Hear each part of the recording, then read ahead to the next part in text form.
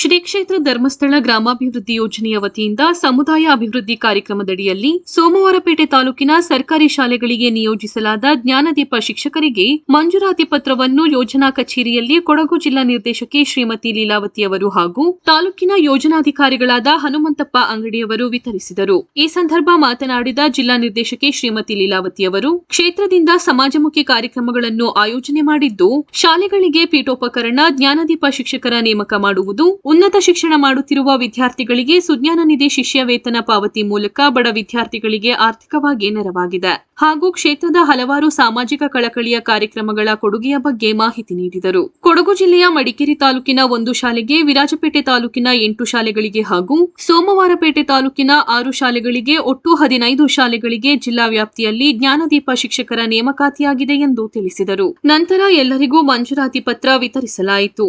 ಈ ಸಂದರ್ಭದಲ್ಲಿ ತಾಲೂಕಿನ ಯೋಜನಾಧಿಕಾರಿಗಳಾದ ಹನುಮಂತಪ್ಪ ಅಂಗಡಿ ಹಾಗೂ ಎಲ್ಲಾ ಶಾಲೆಯ ಮುಖ್ಯ ಶಿಕ್ಷಕರು ಉಪಸ್ಥಿತರಿದ್ದರು.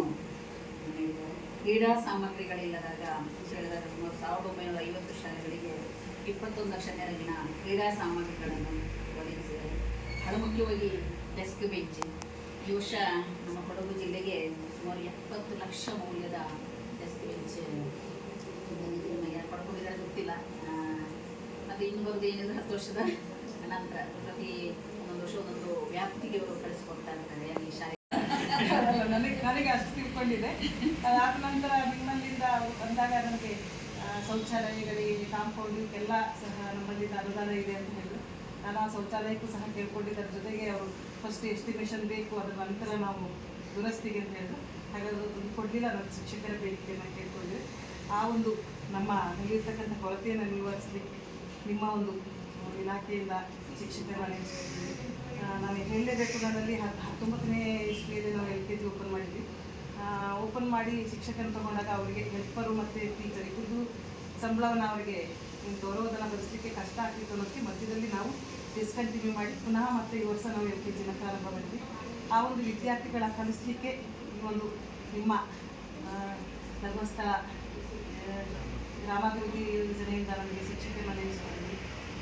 ನಿಮ್ಮ ಒಂದು ಸಹಕಾರಕ್ಕೆ ನಾನು ನಮ್ಮ ಶಾಲೆ ಪರವಾಗಿ ಹಾಗೂ SDMC ಪರವಾಗಿ ಅಭಿನಂದನೆಗಳನ್ನ ಸಲ್ಲಿಸ್ತೀನಿ. ಮಾತಾಡಲಿಕ್ಕೆ ಆ ಒಂದು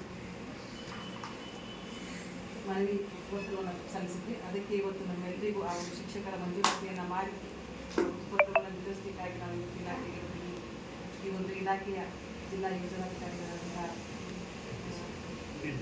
ನಿರ್ದೇಶಕರಾದಂತಹ ಲೀಲಾವತಿ ಮೇಡಮ್ ಅವರಿಗೆ ಹಾಗೂ ಯೋಜನಾಧಿಕಾರಿಗಳು ಹಾಗೆಲ್ಲ ಆತ್ಮೀಯ ವೃತ್ತಿ ಬಾಂಧವರೇ, ಮೇಡಮ್ ಅವರು ಮಾತಾಡ್ತಾ ಹೇಳಿದ್ರು ಧರ್ಮಸ್ಥಳ ಸಂಘದಿಂದ ಬರೀ ಏನು ಸಾಲ ಕೊಡ್ತಾರೆ ಅಂತ. ನಾನು ನಿಜವಾಗೂ ಅದನ್ನೇ ಫಸ್ಟ್ ನಾನು ಕೇಳ್ಕೊಂಡಾಗ ಹೇಳಿದೆ ನನ್ನ ಶಾಲೆಯಲ್ಲಿ.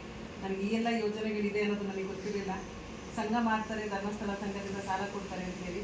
ಅದ್ರ ಜೊತೆಗೆ ಒಂದು ಏನು ಮದ್ಯ ವ್ಯಸನಿಗಳಿದ್ರು ಆ ಒಂದು ಇದನ್ನು ಬಿಡಿಸ್ತಾರೆ ಅನ್ನೋದನ್ನು ಕೇಳ್ಕೊಂಡಿದ್ದೆ. ಅದ್ರ ನಂತರ ಈ ರೀತಿಯೆಲ್ಲ ಸೌಲಭ್ಯಗಳಿದೆ ನನಗೆ ಗೊತ್ತಿರಲಿಲ್ಲ ಅಂತ ಹೇಳಿ